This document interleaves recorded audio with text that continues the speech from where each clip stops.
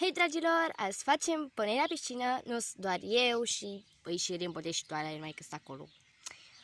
Aia e piscina mare, asta e aia mică și eu în asta mă bag.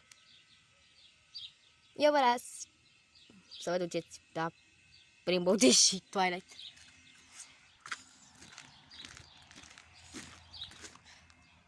Nu știe Starlight ce pierde, adică, cum zice, UL7. Dar e mult mai fain aici, în piscina asta mare. Dar cred că mă duc și eu cu aia. Dar ai văzut una aia mică? Da, acum. Stai că n-ajung la Twilight. Băi, vezi că mă neci Rimbo. Hai, du-te încolo ca să poți să te iau. Și urmează să mă bag și eu. Ca de obicei. Da, eu am părul prins. Și ea. Hai, Twilight! Du-te odată.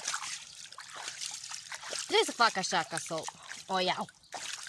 Ok, hai că mă duc pe partea asta. Aia, am murdărit un pic ca piscina. Hai, nimic. Că se spală ea.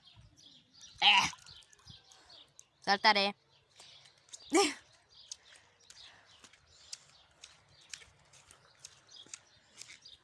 Hai că am venit și noi aici.